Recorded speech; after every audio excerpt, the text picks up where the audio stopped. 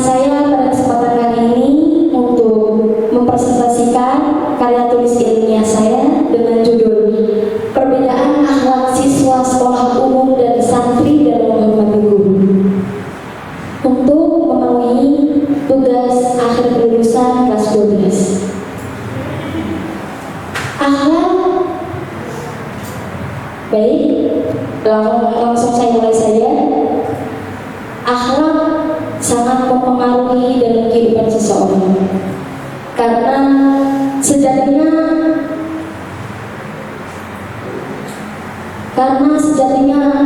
akhlak adalah perilaku seseorang dalam kehidupan sehari-hari yang melekat pada diri seseorang tersebut.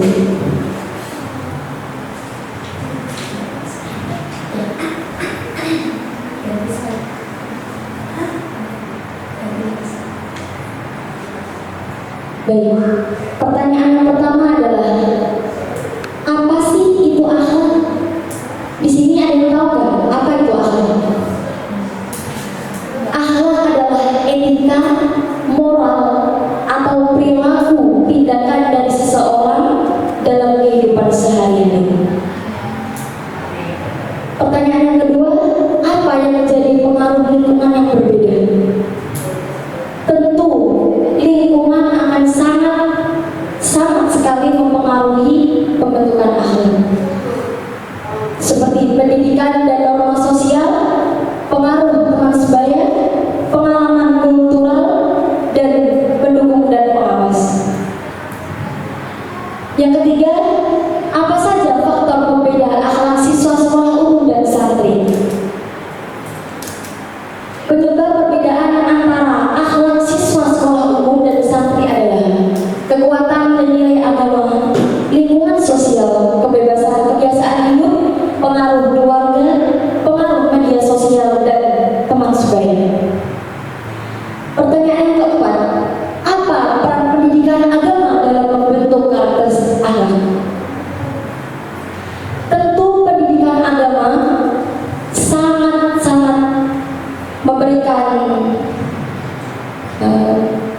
memberikan dampak dalam pembentukan akhlak, karena tanpa pendidikan agama akhlak itu rasanya kurang.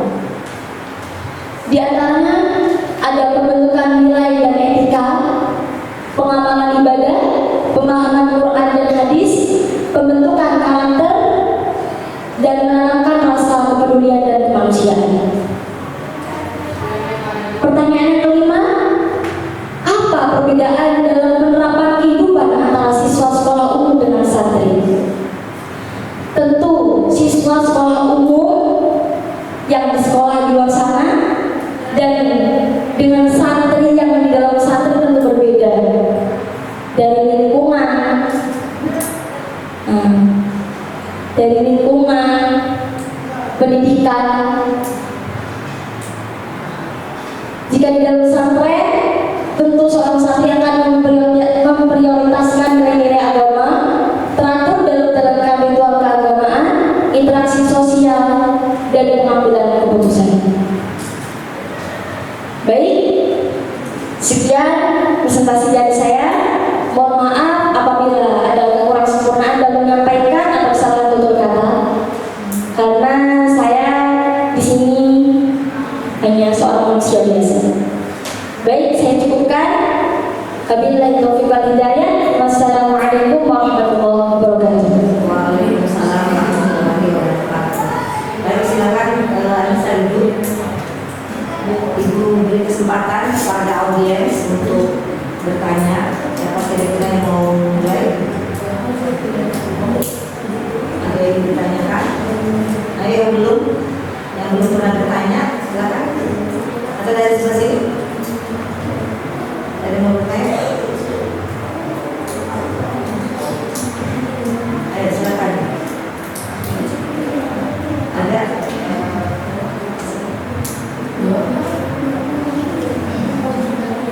Ayo jangan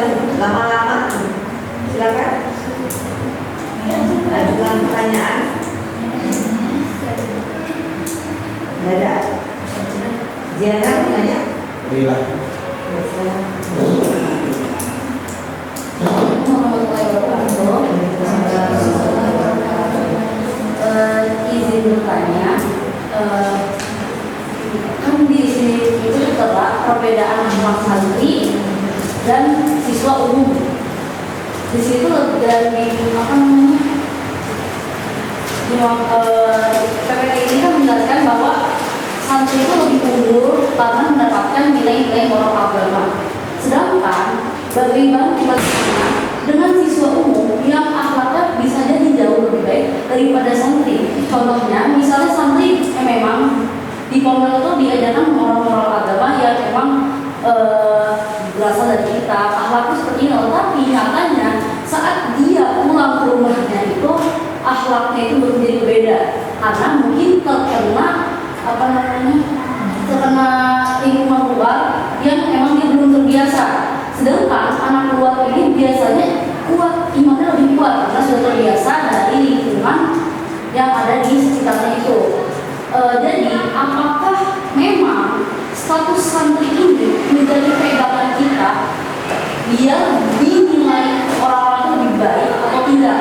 Atau mungkin siswa umum juga bisa berlomba menjadi seorang santri? Apakah santri ini sebuah label untuk menjadikan wah santri ini akhlaknya mulia loh, wah siswa umum enggak loh? Jadi Bisa dipahami? Bisa? Pertanyaannya? Boleh, boleh. Nah, senyamannya aja. Baik, izin menjawab. Konteks akhlak itu luas ya. Bukan berarti seorang santri itu selalu benar akhlaknya. Bukan berarti siswa sekolah itu selalu salah akhlaknya, bejat, rusak. Bukan seperti itu. Konteks di sini itu karya tulis ilmiah saya ini saya tulis itu untuk menyimpulkan bahwa persepsi masyarakat di luar sana, pendapat persepsi pandangan masyarakat di luar sana itu bahwa oh santri ini jauh baik memiliki akhlak yang baik dibandingkan siswa-siswa anak-anak yang sekolah di luar sana. Karena siswa sekolah di luar sana itu banyak yang mohon maaf ada tawuran, hal-hal semacam itu lah, narkoba. Jadi persepsi masyarakat di luar sana itu negatif seperti itu.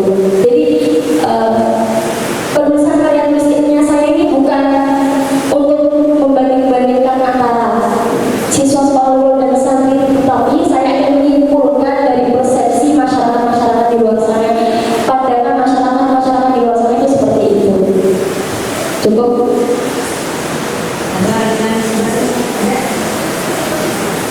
Ada? Enggak. Silakan menunggu pertanyaan kamu.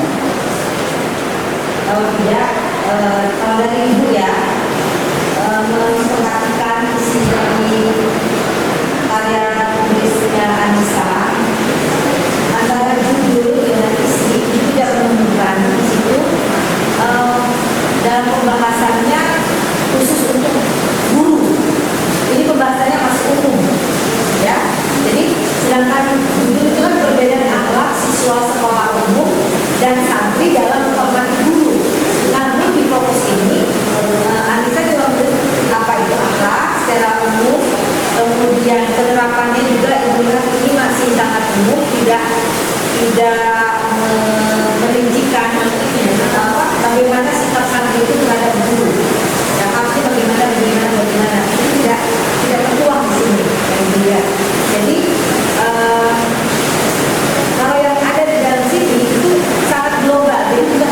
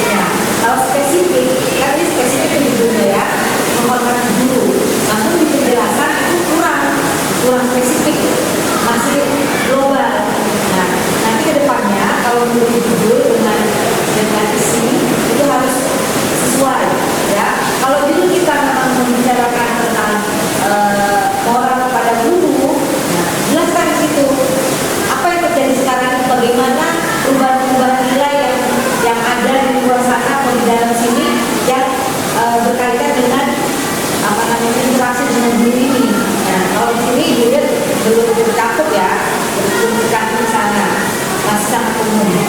Nah kemudian kalau kita melihat dari judul perbedaan, tentu kita kita sudah punya data. Nah untuk data ini kan perlu penelitian, semacam angket misalnya yang seperti saya tadi buat, gitu kan. Jadi kita tahu perbedaan, misalnya Anissa memberi angket kepada teman-teman di sini, kemudian kepada anak luar dengan pertanyaan yang sama, bagaimana cara mereka bereaksi itu. Nah kedepannya seperti itu kalau misalnya kita ingin mengcounter sesuatu, bukan hanya sekedar teori-teori, ya kalau teori sih gampang ngomongnya.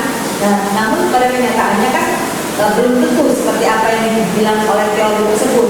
Mungkin ada beberapa teori itu, namun pelaksanaannya bisa saja berubah, berbeda.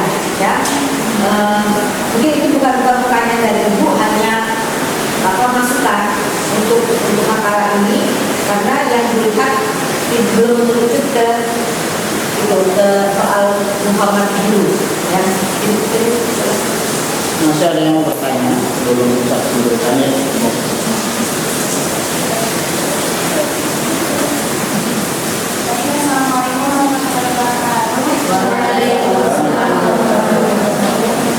Saya akan menanyakan tentang hal akhlak yang seperti apa, yang akhlak seperti apa dalam Muhammad dulu, sehingga menjadi perbedaan antara siswa sekolah umum dan santri. Baik, izin menjawab. Konteks perbedaan akhlak siswa sekolah umum dengan santri tentunya sangat banyak. Contoh kecilnya, seperti ketika kita berpapasan dengan ustazah, kita mengucapkan salam. Belum tentu siswa sekolah luar di sana mengucapkan salam ketika bertemu gurunya. Bahkan kalau sepenglihatan saya, banyak siswa-siswa di luar sana ketika bertemu gurunya yang dulu tidak mengucapkan salam, bahkan lupa bahwa itu gurunya. Seperti itu. Itu contoh kecilnya. Ya. Ada contoh lagi? Mau contoh lagi? Cukup.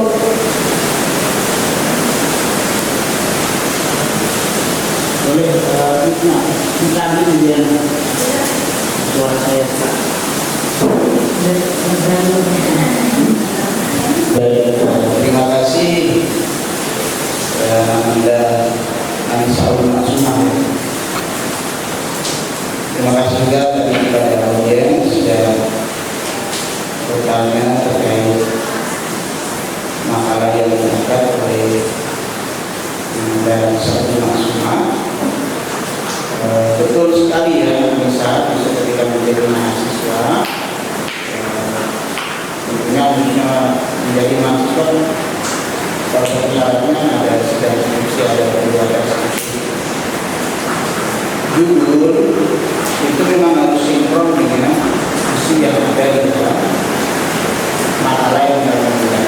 Nah, besok lagi kalau membuat makalah yang paling disinkronkan itu judul itu dengan rumusan masalah. Kalau rumusan masalahnya itu sudah sesuai dengan judul, insya Allah pembahasannya itu pasti sinkron. Nah, kenapa Ustaz bilang seperti itu? Benar yang disampaikan oleh Bu Elisa tadi, bahwa harusnya itu rumusan masalahnya itu juga spesifik. Bagaimana perbedaan, itu tadi yang kamu sudah menyebutkan, bagaimana perbedaan santri dengan siswa sekolah ketika bertemu atau berpapasan dengan gurunya. salah satu. Nah, Anissa Masumah tadi mungkin dari audiens Rila tadi pasti perspektifnya berbeda. Perspektif itu apa? Pandangan benar salah itu, baik tidak baik itu, pandangan orang berbeda-beda. Contoh, misalnya kita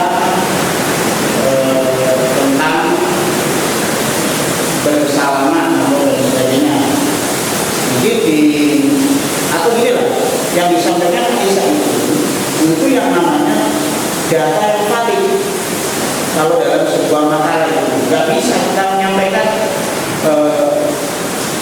menurut pendapat sama-sama. Pendapat siapa? Nah itu harus dibuktikan. Harusnya Anissa ini observasi di pondok ini mana dengan sekolah, misalnya sekolahnya berbisa, ya usah. Sini, jangan mati di sini. Kalau di pondok kan setiap hari mengamati, nanti bisa. Oh sampai di sini kita ketemu dulu begini. Oh dia usah. Oh sama saja ya. Oh nyari sekolah yang memang sampel sekolah yang berbeda. Itu yang namanya adalah penelitian, metode penelitian. Juga dengan angket dan sebagainya. Tapi kalau ini akhlak itu tidak bisa dengan angket, harus pengamatan, langsung melihat. Dan kalau bisa direkam. Oh jadi akhlak dari anak ketika berbicara dengan gurunya, santri. Makanya dia tidak kaget fenomena-fenomena yang terjadi terkadang santri itu ketika di rumah akhlaknya tidak baik, sedangkan yang sekolah jadi baik, itu kan kembali ke pribadi masing-masing. Nah itu ya, itu jawaban dari tadi. Jadi itu Anissa ya, besok pagi disinkron dulu, harusnya itu rumusan masalahnya itu bagaimana perbedaan antara santri dan siswa ketika bertemu atau berpapasan dengan guru. Dua, bagaimana cara berbicara pada guru. Bagaimana lagi? Itu perbedaan. Baru Tidak ada. baru pembahasannya itu baru nyambung. Nah, gimana caranya? Setelah saya mengamati di SMP Aksa, banyak siswa ketika bertemu dengan gurunya di blayer sama motor. Itu contohnya. Atau di sini, nah, itu. Nah, itu yang disebut dengan penelitian. Ya. Nah, kalau untuk teori